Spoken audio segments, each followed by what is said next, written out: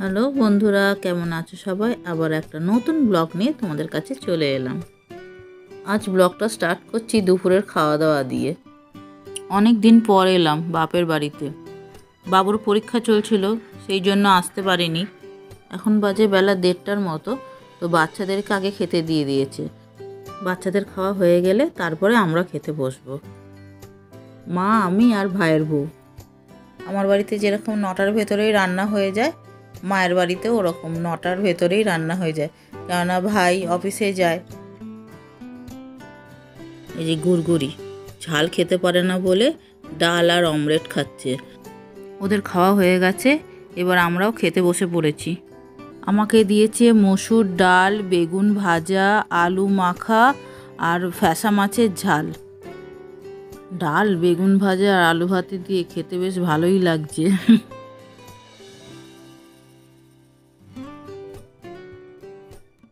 Fascia মাছের ঝালটা খুব ভালো হয়েছে। এই মাছে খুব কাঁটা। বাবুকে দিয়েছিল, বাবু খেতে পারেনি, আমার জন্য রেখে দিয়েছে। ওর বাবাও এই মাছ খেতে পারে না এত কাঁটার জন্য, সেই জন্য আনেও না। মাছটা বেশ ঝাল ঝাল হয়েছিল, খুব ভালো লাগছিল খেতে। যদি একটু ধনেপাতা পড়তো আরও ভালো লাগতো। চলো খেয়ে নিই। আর ওইদিকে ভাইয়ের ছেলে বলছে একটু লুডো খেলো পিসি, আমার সাথে একটু লুডো খেলো। আর লাস্ট পাতে একটু টক দই দিয়েছিল।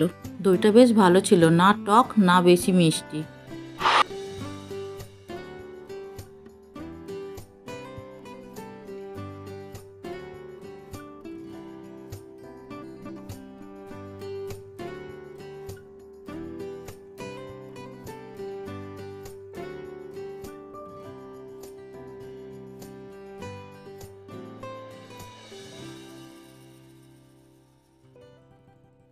সন্ধ্যাবেলা টিফিনে খেলাম তেলে ভাজা, 3 রকমের তেলে ভাজা।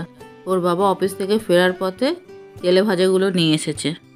স্যান্ডউইচ, ডাল বড়া আর আলুর চপ। আর এই দিকেই দেখো ড্রামাবাজটাকে দেখো, দিদিমণি এসেছিল পড়াতে, ড্রামা করে কেঁদে দিদিমণিকে বাড়ি পাঠিয়ে দিল। ইচ্ছা করে কাঁদলি? কেন কেন কাঁদলি ইচ্ছা করে বল? কেন কাঁদলি? ওই আমি বললাম ফুচকা খাবো ওই জন্য? হ্যাঁ, তাহলে কি খাবি? পার খাবি? ও বাবা, ললিপপ খাবি? আর কি খাবি? জেমস?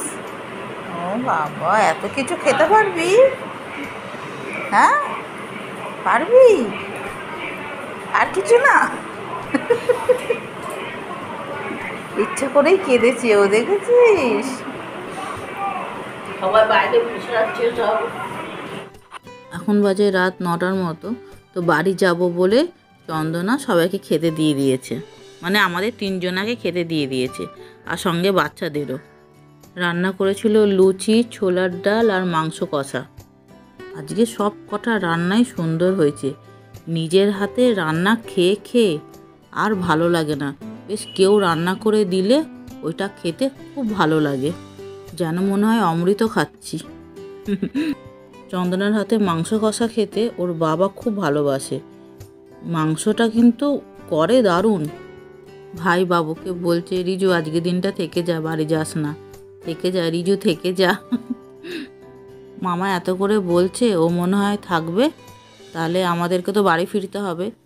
তো চলো তাড়াতাড়ি খাওয়া দাওয়া করে নিই, কাল আবার ওর বাবার অফিস আছে, তাড়াতাড়ি রান্না বান্নাও করতে হবে। তাহলে চলো আজকের মতন ভিডিওটা এখানেই শেষ করছি। ভালো লাগলে একটা লাইক দিয়ে কমেন্ট করো। তোমরা ভালো থেকো, সুস্থ থেকো, সাবধানে থেকো। দেখা হবে অন্য কোনো আরেকটা ভিডিওতে।